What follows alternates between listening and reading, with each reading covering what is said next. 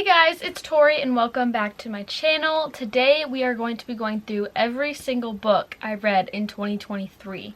So we have 12 months worth of books to go through. I read 58 books this year.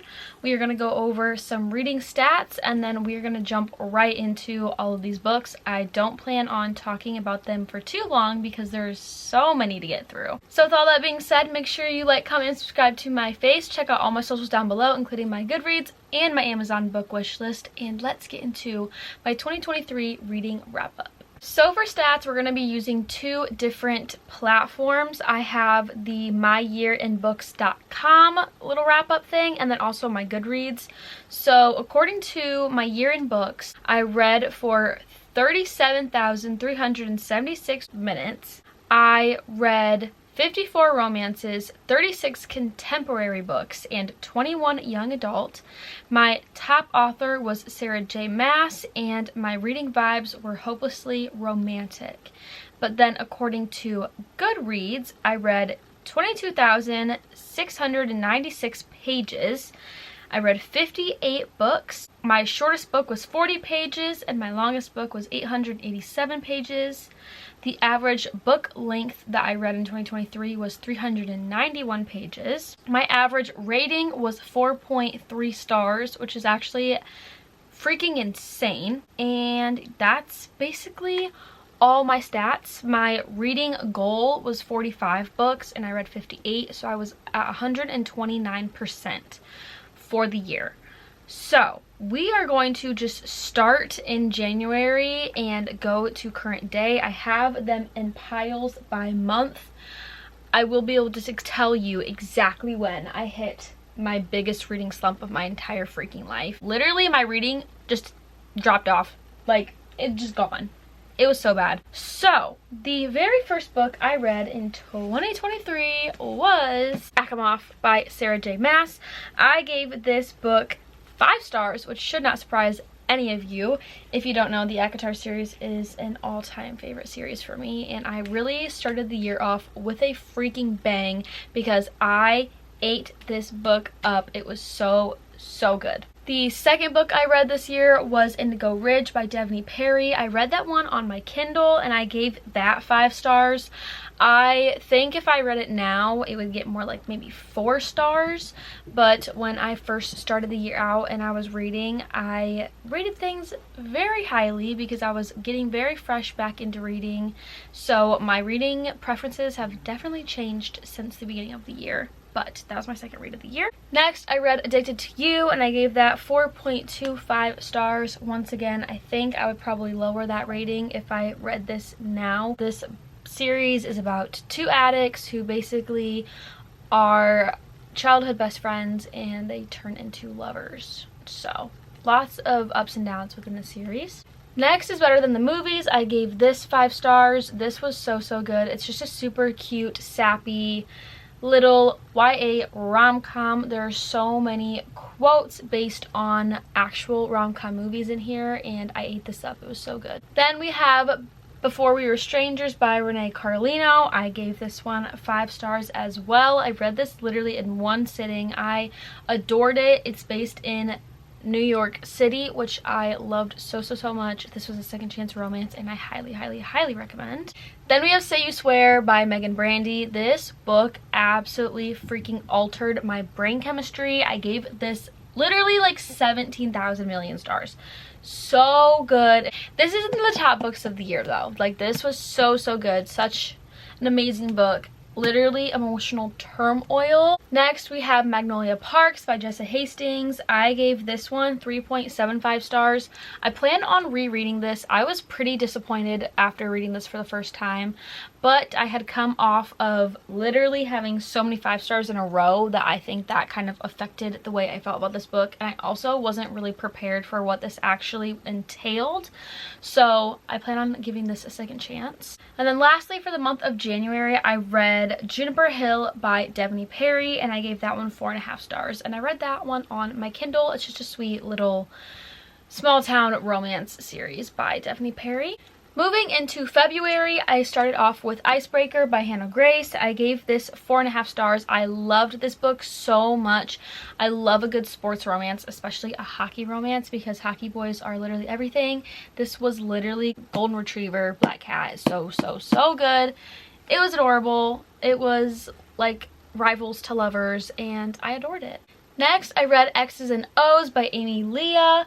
This book literally was such a disappointment. I gave this 3 stars. I had such high expectations because it's about a book influencer, and I feel like it did not portray us very well at all. It's as if this author doesn't know a single thing about romance book readers. It honestly kind of felt like a slap to the face in my personal opinion, and I would not recommend this at all. Next, I read ACOWAR. This is my favorite book in the ACOTAR series. I ate this up. It's so good. I know a lot of people don't love this one as much as Akamov, but I was living for the politics and, of course, the romance in it. So fucking good. Absolutely obsessed. This one, literally 5,000 stars. Cannot stress my love for these characters enough.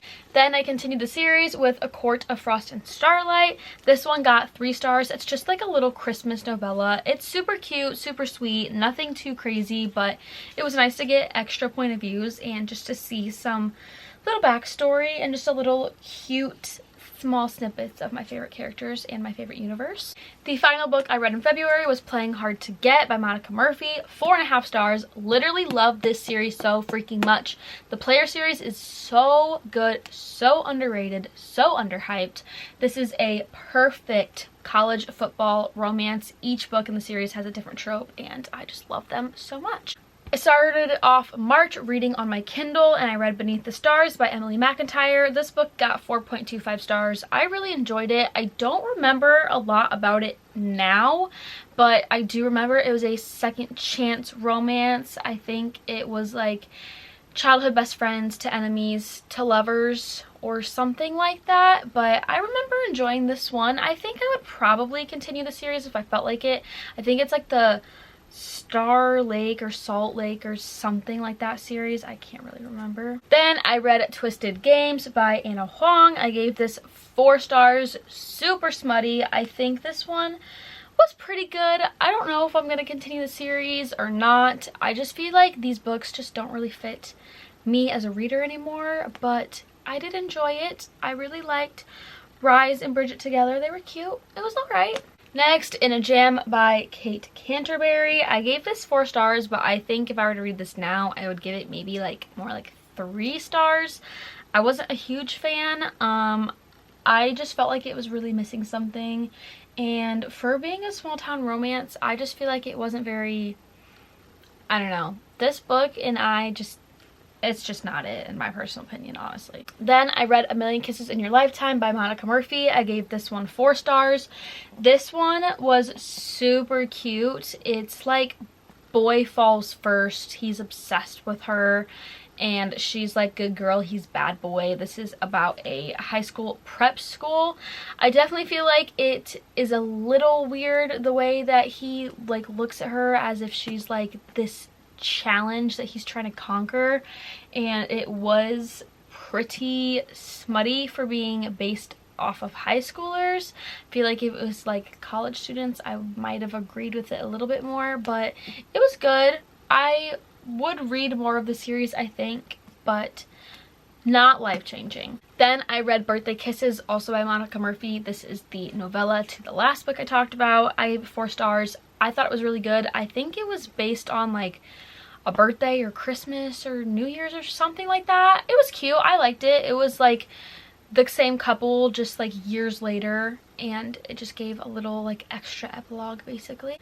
Then I read A Court of Silver Flames, and I ended the ACOTAR series, at least what is already out. I was obsessed with this. I literally read it in 3 days, and this book is super hefty. 5 freaking stars. She does it every single time. Can't express my love for these characters in the story enough. I know some people really don't enjoy this one because it's a different point of views and it's about a different couple, but I still recommend. I really liked it. no complaints from me. Next we have Ricochet by Krista and Becca Ritchie. I gave this 4 stars. I actually really enjoyed this. I think I liked it a lot more than the first one. This one just like, it's only one POV, but it gives a lot of backstory and it actually shows a lot more of the struggles that go into the addictions that Lily and Lo have. And I just feel like this kind of like made me understand the series and what I was getting myself into a lot more. So I loved this one. I highly recommend. And then I ended the month of March with Shadow and Bone by Leigh Bardugo. I gave this one 4 stars. I was obsessed with the show the beginning of last year, and so I wanted to read the books. I thought it was okay. The show was better, but it's also not really anything like the show, if I'm honest. It was okay. I will not be continuing the series though. I did DNF the second book in the series right after I finished this one. We started April off with a bang by Playing by the Rules by Monica Murphy. Gave this 5 stars. Love this series so much. There's so much T-Swift coded quotes in here and I loved it. Literally so good. Highly recommend the series if you have not read it already. Next, I read The Fine Print by Lauren Asher. This is the Dreamland Billionaires series. I gave this 4 stars. I thought it was okay. It's like if there was the boss and slash owner of Disney World ended up dating a person who worked for him. It was fine. I don't know. I plan on hopefully finishing the series at some point, but nothing really to write home about. Then I read The Mistake by Elle Kennedy. I gave this 4 stars. I really enjoyed the Off-Campus series. That's just a personal preference. I love the new covers with the sprayed edges. I think they're so cute. But I thought this was cute, really good. It's a quick and easy read, and I think all of these are actually on KU now. So this is where things really took a turn for the worse. I ended up in the hospital, and it put me in a 6-week reading slump. So from the 13th of April up until the 25th of May, I did not read. So the 2 books I did read at the end of May were Chef's Freaking Kiss, absolutely obsessed. Those books are Binding 13 by Chloe Walsh, 5 million stars. Highly recommend. This book, literally perfection. Johnny and Shannon, check trigger warnings before you read this. But the quotes and the romance and the chemistry and just the ooey gooey love is amazing. But it's also absolute emotional turmoil, so please mentally prepare yourself before you read this book, because if you don't prepare yourself, you will literally want to. It's emotional turmoil, I'm telling you. And then of course, after reading Binding 13, I read Keeping 13, also 5 stars, so freaking good. I read this book in 2 days. That's how obsessed I was. So good. Once again, loved it. Literally no words. Basically all I'm saying is read the Boys of Tommen series. I literally have nothing else to say to you. Then after reading those 2 books, the reading slump hit even harder and it came right back, and I only read 1 book in the entire month of June. So the 1 book I did read in June was Consider Me by Becca Mack. I gave this 4.5 stars. This took me literally 2.5 weeks to read. I really liked it. Carter Beckett is so cute, so ooey gooey, so golden retriever, even though he's technically supposed to be the bad boy who is just like portrayed as a man whore. But I liked it, except I thought the last like probably 75 pages dragged out for absolutely no reason. But it was good. I plan on continuing the series. To start off July on such a strong note, we have Happy Place by Emily Henry, 5,000 stars. Literally, this book, let me just read you my Goodreads review really quick to sum up the way I feel about this. This book made me cry more times than I can count. The writing is absolutely beautiful. I related to Harriet so much that it physically blew my mind. This book will be one to remember, and I'm absolutely thrilled I finally read it. And I stick by that entire review because this book changed my life, and the quotes in here are perfection, and Harriet and I swear to God, we are the same bitch. So good. This just The way Harriet portrays her thoughts and the way she feels about things and the way she thinks about things and why she doesn't do certain things or she's too afraid to come forward about the way she feels is literally me in a nutshell. This book is literally Tori. Like, if I was a character, it would be Harriet from Happy Place. So good. Can't stress that enough. Then I read the entire Summer I Turned Pretty trilogy. I gave each of them 4 stars. I thought they were fine. I read them very quickly. They're super short books. Does not take a lot of brain power. Once again, I've said this before and I will say it again. The show is so much better than the books. But now that I know what happens to book 3, I am not mentally prepared for season 3 to come out. But it was fine. A little cheesy, a little cringy, but not too many complaints for me. Ending off July on a strong note, we have The Summer of Broken Rules by K.L. Walther. I thoroughly enjoyed this. I gave this 4 stars and I still stick by that rating. I thought it was super, super cute. It's just this really cute little YA romance. And there's some like adventure going on in here. There's also some Taylor Swift coded things going on. So I enjoyed it. I liked it. I would definitely recommend you to read this if you haven't already. Next we have August, which was honestly such a good reading month for me. I read some really, really, really good books in August. To start off August, I read Beach Read by Emily Henry. I gave this 3.75 stars and I stick by that rating. I was a little bit disappointed because I know how highly talked about this book is, but I don't know why I felt that way. I understand why people give it a 5-star, but it just didn't quite hit the way that Happy Place did for me. I don't know if it's just because I relate to Harriet on another level, but this book is still beautiful. There are still some absolutely stunning quotes in it, and I definitely would recommend it, but I understand why people love this. Just wasn't really my cup of tea. Then I read Playing to Win by Monica Murphy. This is the final book in the Players series. Once again, I gave this 5 stars. I loved it. The spice in here is so good. The like forbidden romance, so good. It hits. Love the series so much. Cannot stress my recommendation for these books enough. Then we have Addicted for Now by Krista and Becca Ritchie. I ate this up. Literally so good. Chef's kiss. 4.5 stars. Highly, highly, highly, highly recommend if you have not read this book already to please pick it up. This is the best one that I've read so far. I loved it so, so, so much.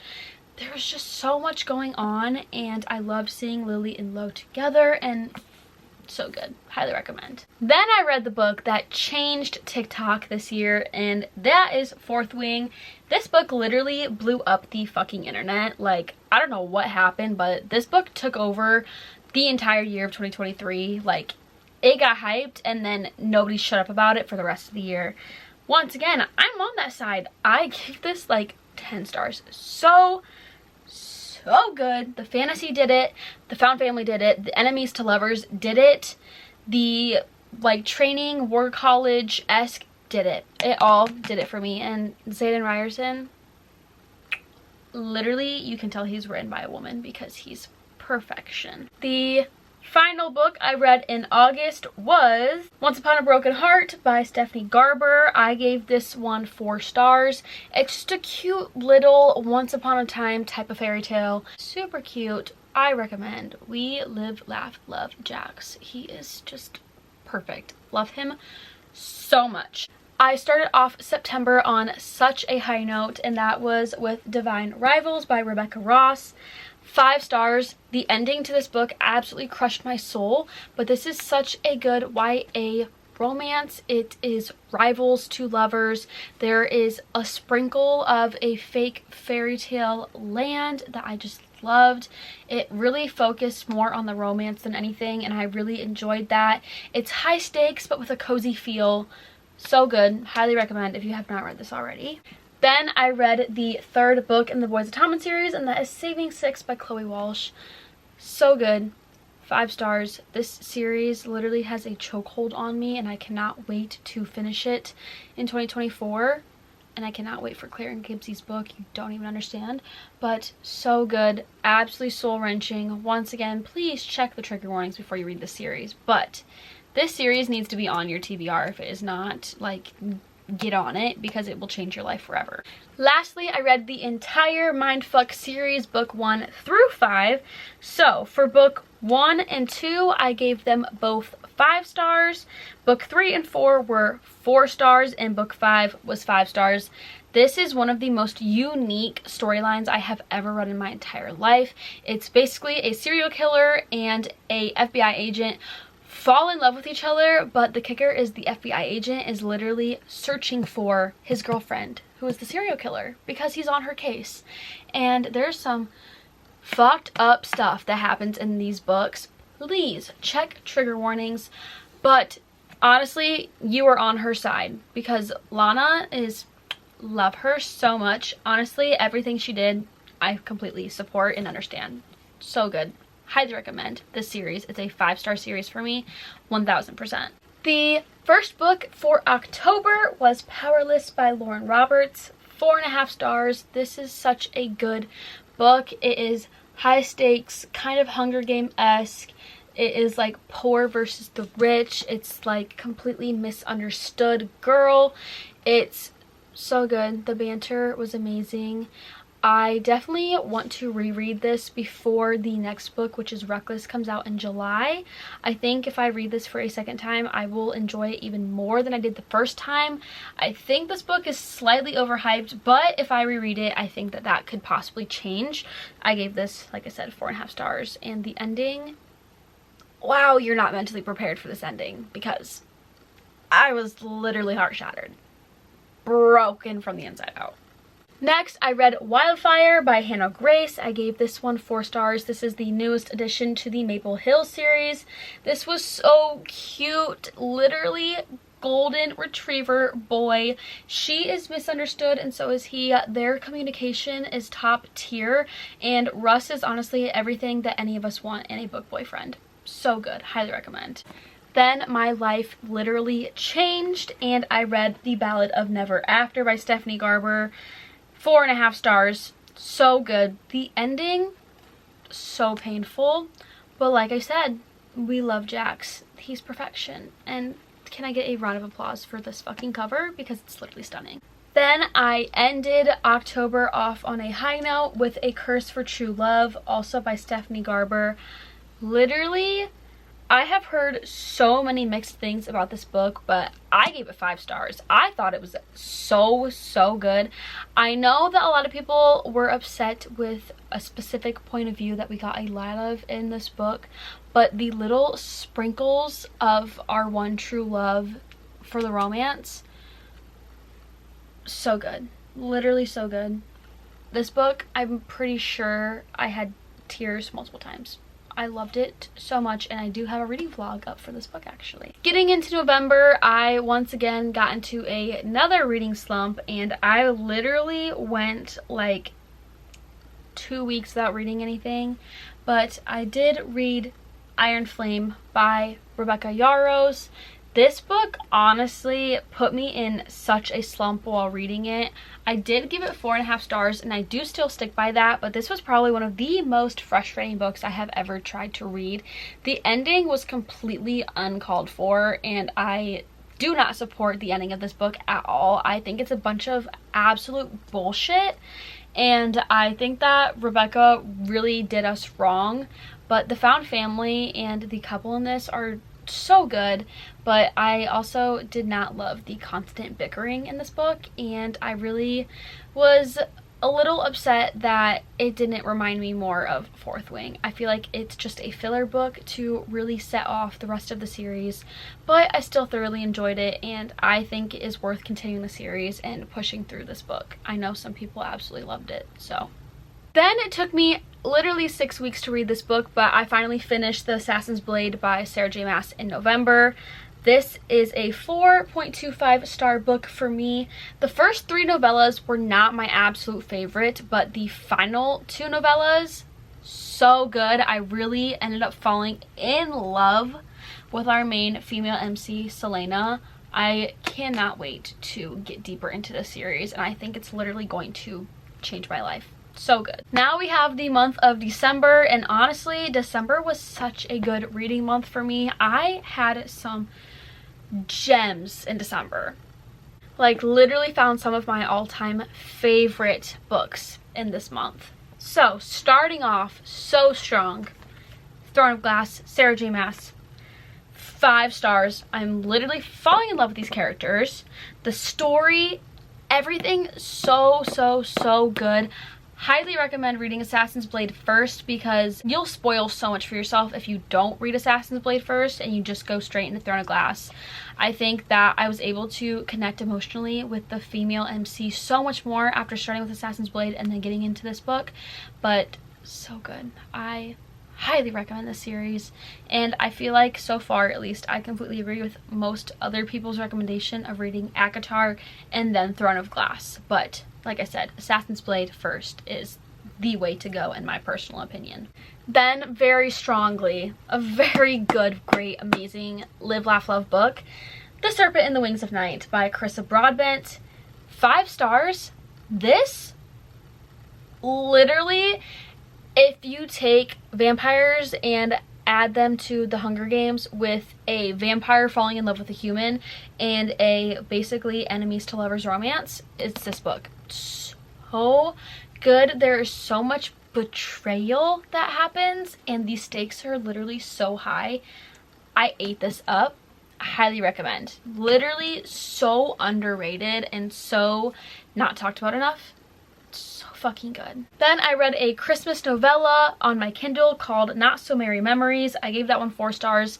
It was fine. It's by Megan Brandy, and the only reason I read it was because I saw her make a TikTok that Noah and Ariana from Say You Swear were going to be in this little novella, and you would get just like a little sneak peek into their future. I thought it was fine. It was a second chance romance, super short. Not my favorite book I've ever read, but I also didn't hate it, so it was fine. Then I read another novella, and that was 6 Scorched Roses by Carissa Broadbent. This is the little novella for the Crowns of Nixia series. I gave this one 3.75 stars. Honestly, it was pretty good for being a novella. I kind of enjoyed it. Not too bad. This series, and I think actually almost all of her books, are on KU, so I was able to get through this pretty quickly. I would recommend reading it. I think it's supposed to be super important for the second book in the series, which I do plan on reading soon, but I thought it was good and I have no complaints. Ending the year off with a banger, my 58th book that I read for 2023 was Crown of Midnight by Sarah J. Maas. The fact that I started the year off obsessed with one of her series and then ended the year starting a new series by her was kind of crazy and such a full circle moment for me, because I started off 2023 reading ACOTAR and then I ended 2023 in the middle of the Throne of Glass series. This book is 5 stars. I loved it so much. I cannot wait to continue the series. I'm absolutely terrified for my mental state because I think that there's going to be so much emotional turmoil that comes with these books, but it's so good. I highly recommend this book. So good. I think it's probably going to end up being one of my favorites in the series if I had to be honest with myself. Alright guys, that is the 58 books I read in 2023. I had such a great reading year and I'm actually so proud of myself for reading that many books. I am hoping to surpass that next year, or I guess this year because it is now 2024, which is actually crazy to think about. Like, the fact that it's 2024 kind of makes me want to throw up. I'm not gonna lie. It's kind of disgusting, but also crazy. So I cannot wait to go on my reading journey with you guys this year. Thank you for all of the constant love and support you guys have shown me. I cannot wait to continue to grow our little corner here on the internet throughout the rest of this year. And yeah, I hope you guys enjoyed. Make sure you like, comment, and subscribe to my face. Check out all my socials down below, including my Goodreads and my Amazon book wish list. And I will see you guys in my next video. I love you to the moon and Saturn. Bye guys!